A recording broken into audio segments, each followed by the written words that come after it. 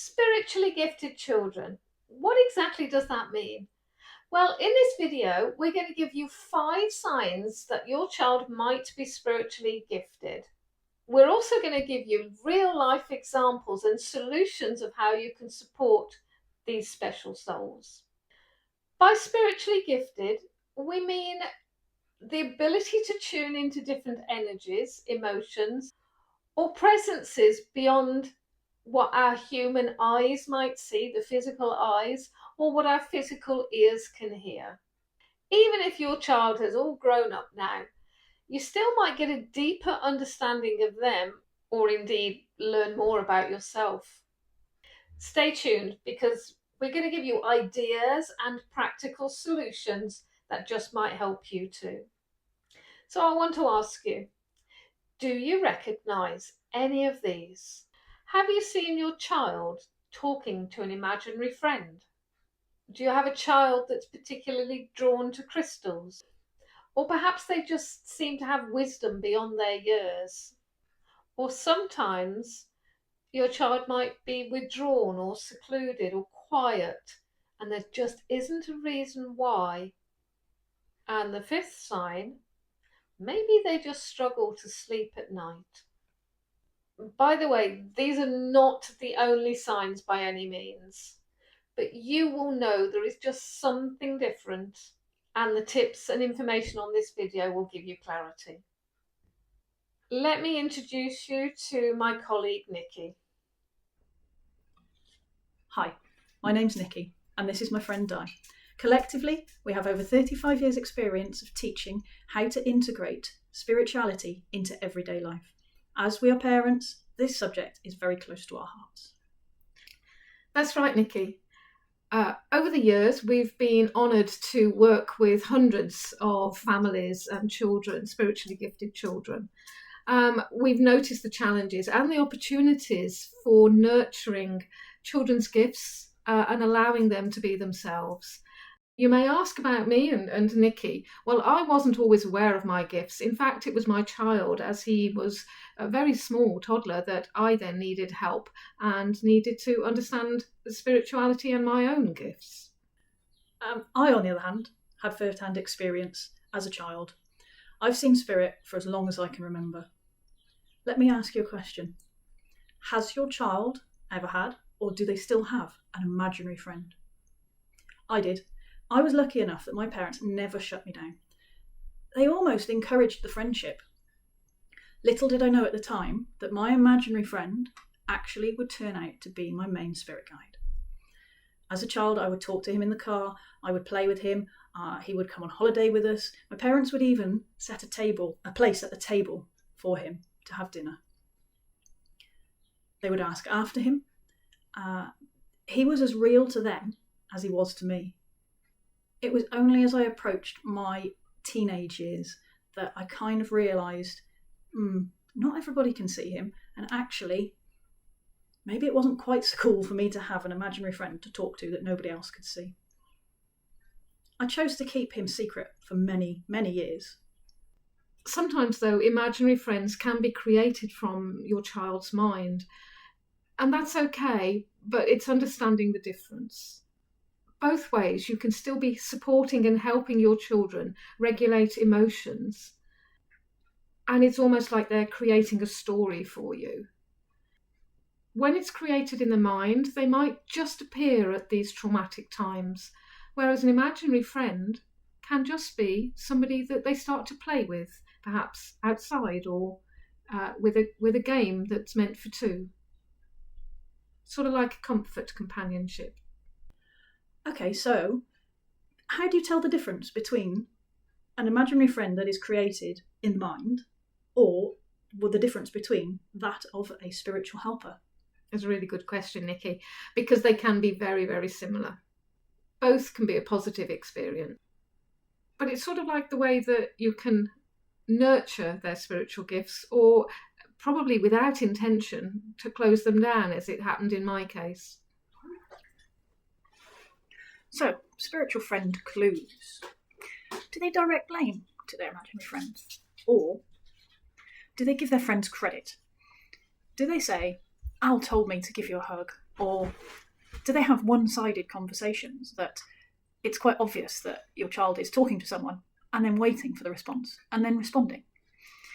Do they say things like, "Oh, don't sit there, you'll sit on my friend"? I know I did. Other things that they might do is that just stare at nothing or point at something that they can obviously see, but you can't. Maybe they describe seeing a past loved one that you know in your adult brain can't be possible because this person passed before the child was even born. Or what about playing in the garden, running and giggling? Are they playing tag with someone that you can't see? Or even playing with a past pet? Maybe sometimes just have a little listen to the conversations, because there could be a message for you hidden within your child's play. Yeah. So, how do you respond as a parent or caregiver in this situation? That's a very good question, Nikki. The first thing I'm going to say is without judgment. Because if you start to judge your child, you'll close them down, or you'll shut them off where they don't share things with you, or they go into a very quiet, insular world where perhaps they get distressed themselves, not knowing who they turn to. So it's much better to listen. Learn that listening skill. Learn open-ended questions rather than closed. And what I mean by that is a closed question has a yes or a no answer. If you have an open-ended question, for example, tell me about that, or what did you see? Just as inquisitive, just interested, then they'll explain more. And this is the times when you realised whether or not they're emotionally looking for the mind to help them get through a trauma or an issue, or whether they really are seeing what you can't see. Let me share that example with you for my own child. It was around about 2 weeks, maybe 3, after my father had passed away unexpectedly. And he was 9 years old, and he said to me, "Mummy, was Grandad's name Bernard?" And I took a little bit back, really, because I don't think we'd ever used Grandad's name, definitely not Bernard. And so I said, "Well, I believe it was. Why do you say that?" Again, the open-ended, "Why do you say that?" He said, "Well, there was a man last night, and he had this coloured hair and this style of hair, and I asked him who he was, and he said he was Bernard." And of course, I was almost welling up at that time, having just recently lost my father. But I held that together and just took a breath. And I said, "Did he have anything to say?" And he said, "Yes, that he's still looking out for us and he's okay." That gave me such huge relief. So that moment for me was not just the comfort that my dad was around as a spirit from now, as a spirit, but it was the comfort to know that my child could express and tell me what he saw without that judgment. I also said, "Well, maybe we won't tell your dad," knowing that he was probably going to be judgmental, as that was not in his belief system. And maybe just choose if you share anything at school. Maybe not tell everyone at school what you're aware of, because not everyone sees their loved ones. Another sign that your child is spiritually gifted is if they have an affinity with crystals. They might just be naturally drawn to crystals, like playing with them, line them all up in their colour order, or like holding them, and different crystal for different people. Have they brought you a crystal? "Here you are, Mummy, you need this." Or maybe Daddy needs to put this in his pocket, make him calmer. Or this one's for good luck. How do they actually know this if they've not been taught? Children tend to very naturally resonate with the frequency of the crystal rather than what it looks like. I was working alongside a friend of mine who has a young granddaughter, and at the time she was only maybe 3 or 4, and they were teaching colours, as you do, preschool. What colour's this? What colour's a banana? What colour's, whatever. Going through all the colours to teach her, as we do with children. And so he held a blue crystal, and thinking, when he asked the question of his visual sight, "What colour is this crystal?" she looked at him and she replied, "That one's green." And he said, No, you know it's blue. This is blue. This is blue." And she said, "No, Grandad, it's green." And he looked a bit shocked and said, So he picked up a rose quartz, pink coloured, and he said, "So what colour's this one?" And she looked at him a little bit oddly and said, "Well, that one's white." And I had to explain to him that she was actually picking up on the frequency and the resonance of the crystal rather than the physical colour that you and I, or the majority of people, are drawn to. Every crystal resonates differently. It feels different. It works differently. Children are very, very good, if they're spiritually gifted, at telling you things that there is no way they can know. They've not been taught.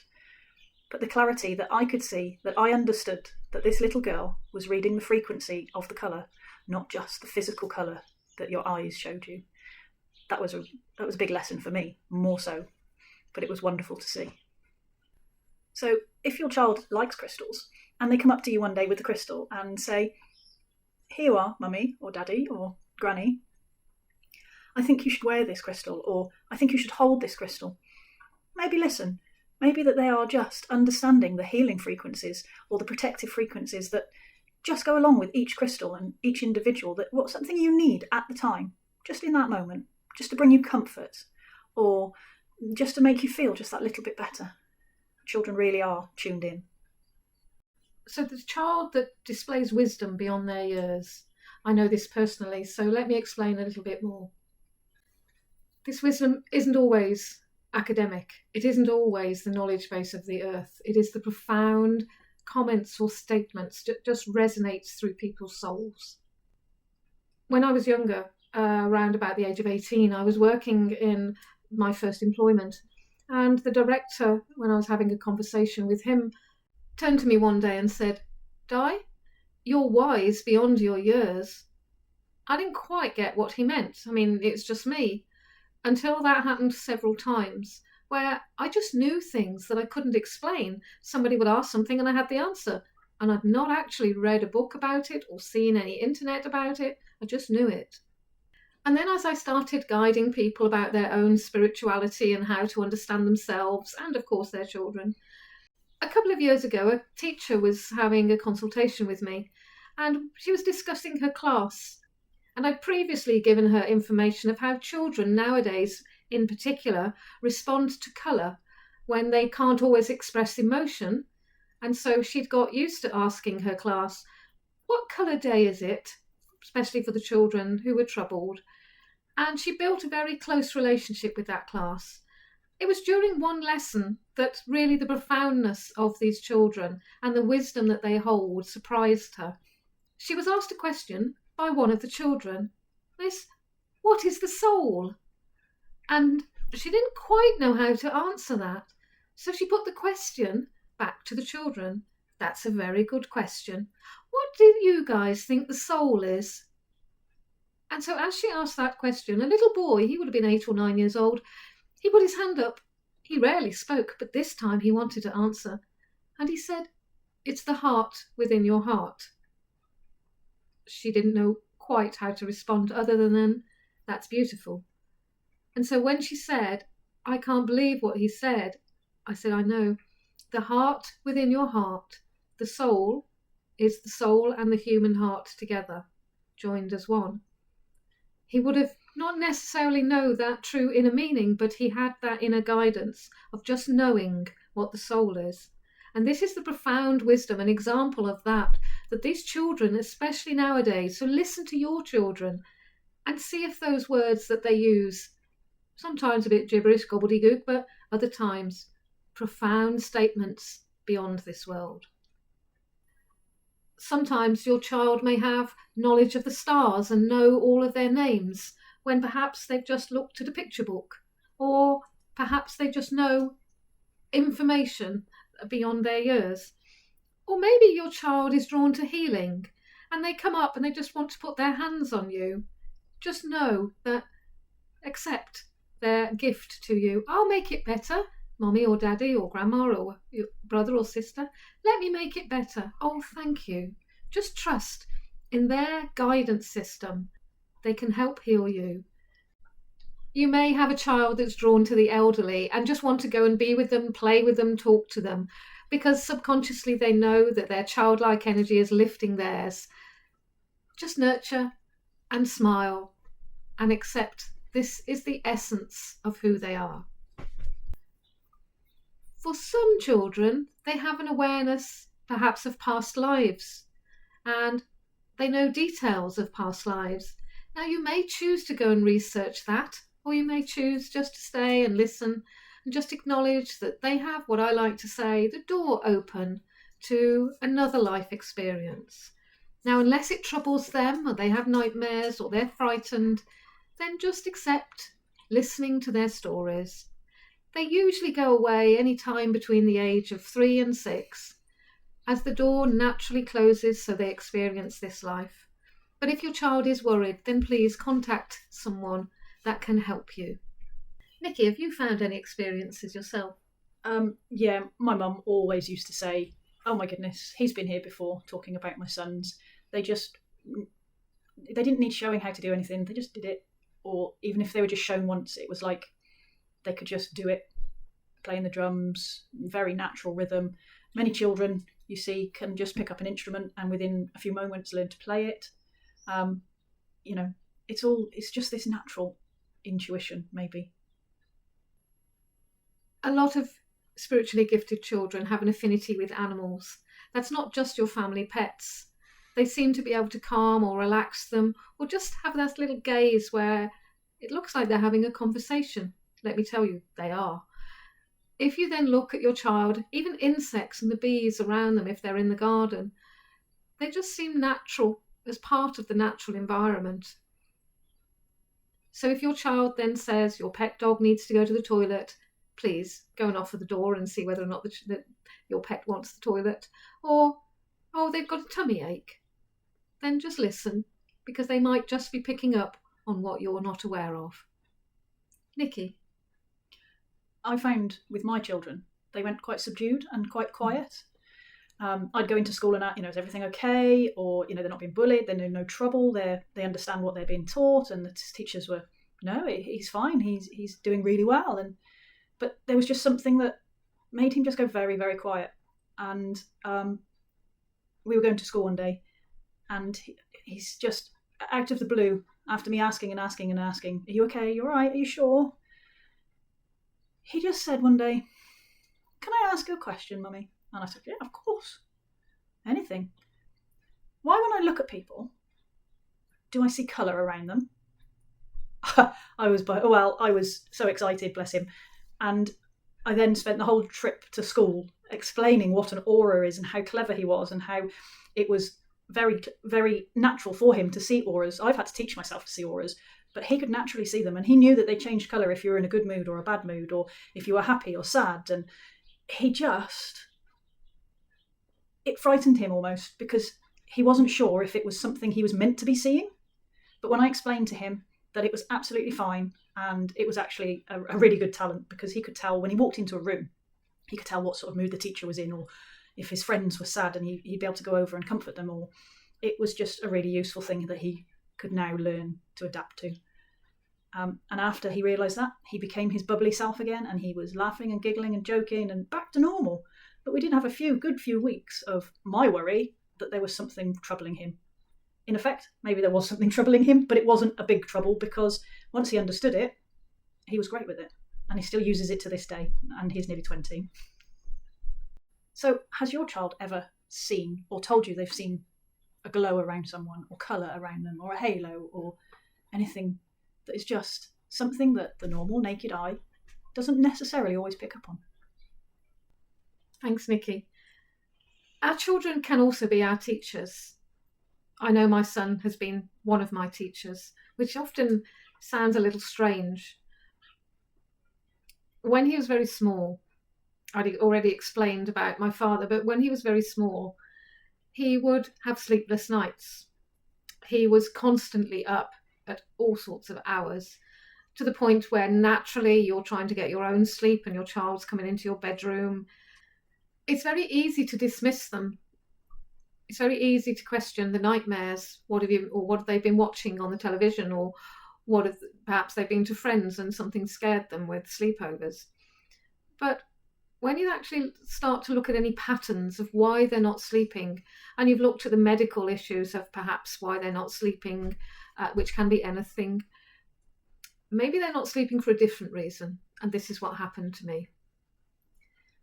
My son would literally thump the wall. He would thump the wall like this to keep himself awake. And I thought, that's so strange, that's so odd. Why is he frightened to go to sleep? So I very carefully asked him one day, "Do you see anything in your room?" And he was quiet. "Do you see shadow people?" And he just nodded. "And are they outside of your room?" Thinking the car lights in our little lane. "Or are they inside?" And he just looked down a little bit, again, even too frightened to tell me. "These shadow people, do they look like your teddy bear?" "No, Mommy, it's not my teddy bear." So that woke him up. I said, "Okay, I understand. Could you just ask them to go away if they're frightening you?" And we thought about that for a little while. And then maybe a few weeks later, during the middle of the day, he came past, and I just asked him, I said, "Do those shadow people not come and bother you anymore?" He said, "Not so much." He said, "But it's very strange, Mummy. The man looks like a woman and the woman looks like a man." At which point I'm listening. I said, "What do you mean?" Again, that open-ended question of what do you mean? "Well, the woman's got really short hair and the man's got really long hair." And then he described them a little more, and I realised he was seeing spirit, or ghosts as most people want to call them. So within a matter of days, I'd moved him into the spare room. Luckily, we had one. And so, "We're moving your bedroom." And actually, having moved his bedroom, then he slept all the way through the night. I later found out, with my knowledge, that there was an Anglo-Saxon settlement and that there was an energy line running through his bedroom. So the spirit were walking through, passing him. So moving the bedroom was an easy solution for him not to see the spirit.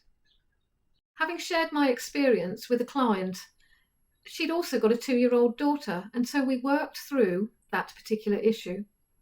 Her daughter, actually not quite 2, she was still in her cot, but her daughter was awake a lot of the time until often midnight, and Mom needed a sleep.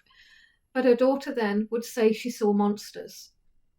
Now, the child's imagination of their perception of monsters, obviously you do wonder whether that's something they've watched on the television or on their little iPad or whatever device, or heard stories from other children. But in this case, this little 2-year-old was actually seeing spirit. So I guided her to just comfort her and say, "Well, why don't we put a little layer of protection around us, and then they can't get at you. You'll be safe." So I guided the mom to put a nice purple bubble for this instance. It's not always a purple. Sometimes it's a white, sometimes different colours. But for this instant, this purple bubble. So when she spoke to her child and she said, "I've spoken to Di, and apparently we just need to put this purple energy all around where you sleep and they can never come in." That child then slept through the night almost instantaneously. And then when the child did actually see me, she actually called me the lady with the purple cloak. And that was maybe over a year later. This child's perspective and the simplicity of how you can help them when you know how. So for other children that may not see the energy, they're just frightened, a really simple way as well is, what colour's a safe colour for you? What colour do you feel safe with? And they might say blue or yellow or white. Then just go and buy them a blanket and say, "This is the magic safety blanket that will keep you safe." It's a small price to pay if your child then gets comfort from that blanket. So, how can you actually tell the difference between imagination or spiritual reality? From what I've noticed is the imagination is the mind's creative playground.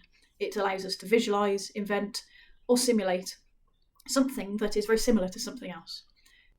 So if your child is playing with something you can't see, but they say they can, but sounds very, very similar to something that maybe they've seen on telly or they've read in a book, maybe like the Gruffalo, and maybe has the same name as the Gruffalo and all the same friends as the Gruffalo, this to me would be my question. Are they just interpreting and elaborating on something that they have seen with their physical eyes, they've seen in school, their friends have read to them, or you've read to them, or, something they've experienced on the telly or the laptop? Do they have Peppa Pig as a friend? I know of a child that sat with clothes pegs and laid them out on the floor, and in their imagination they were imagining a farm or a simulation of some sort where the horses were one colour peg and pigs were another colour peg. And even though they didn't actually look like the animals in the child's imagination, that's exactly what they were. Whereas spiritual reality, this tends to be of a different nature. It is usually something that the child cannot know, or is very unlikely to know, very unlikely to have seen or been talked about or told. The names will be pretty unique from my experience. And the child is usually quite often apprehensive of telling you. But if they're very confident and just come up and tell you all about it, then that's, for me, a question of imagination. And neither are wrong. Imagination is brilliant. Children need to be encouraged to develop their imagination and be free to express exactly what they feel or see or hear. But just knowing the difference of spiritual realms or imagination, they both tie very tightly together anyway. And the other aspect is intuition. These children just know stuff. Very often it's non-verbal. Maybe they're reacting to something like an emotion. It's very spontaneous and it feels true without needing any proof. So now we've discussed a few of the signs. Let's take a little look about how else that you can support and nurture your spiritually gifted child. So as I've mentioned before, but really this is something that's very close to both of our hearts. Don't dismiss them. Whatever they have to share with you, listen. Don't tell them that it's not real, because for them, even if it's their imagination, it is real. And if it is real in the concept where you can't see what they are seeing, or you can't hear what they are hearing, then it's nurturing them to be able to explore that within themselves. This isn't necessarily adding fuel to the fire and later dates that they run away from anything spiritual. It's just being there calmly listening, not pushing, not driving. That's your choice. That's what you want from the children. But it's allowing the children to express themselves in a safe, comfortable environment. Also ask, how does it make you feel? Because sometimes expressing their feelings helps them a lot too. Because they can be frightened of the unknown, frightened of what they can't explain, where you may be able to explain that to them. Perhaps they feel happy or loved or excited. Well, nurture this. Don't we all want to be happy and loved and excited sometimes? And allow that expression to be theirs. Again, as Nikki and I have shared, that's not always for everyone, because not all spiritually gifted children can find like-minded friends when they're young. As an adult, we have lots on the internet that we can find our own sense of community or our tribe of people that will understand our perception in life. And we'll talk more in future videos about how as an adult we can find those people where what we see and we accept is accepted and not judged. Remember, every child is unique. Every child is special. By nurturing the spiritually gifted children, you will help them in their future adult lives to understand that this 3D world we live in, the reality that we see, is not necessarily the reality that other people see. And if you then yourself are living in fear, then perhaps this is something for you to explore. Drop us a note in the comments and ask us how we can help you understand your spiritual self. Nikki, having grown up as a spiritually gifted child and being nurtured by your family, what else would you like to share with those listening today? I think one of the biggest things for me, and I think about it quite often, there's nothing wrong with being branded weird. I was branded weird. I thought I was weird. I could see things other people couldn't. I could hear things other people couldn't. I could feel the energy coming off people. And I had to learn by myself how to control it, contain it, who I could talk to. I wasn't shut down, and I'm very grateful for that. With my imaginary friend, I love to embrace, especially the children, the gifted children, because they do get drawn to me, I get drawn to them, or we just have an affinity because we resonate similarly and we understand each other. So learning to understand how your spiritually gifted child works will just bring you so much closer together. And from my own perspective of having my spiritual gifts shut down as a 6-year-old child, you may just be in the same situation yourself, unaware of what actually you are able to connect with, of what you can achieve and do, that perhaps the busy life has restricted you. Perhaps you're like me, that your child is just awakening your gifts of what potential you have. And for me, that journey has never been as fulfilling and as rewarding as connecting to my spiritual self and understanding that I can live my human life but still be connected and aware of my own gifts. Don't forget to subscribe or like this video. Hit the notification bell so you don't ever miss anything that we put up. Until next time, take care of yourself and embrace the magic that is spirituality in your life. Thanks for watching.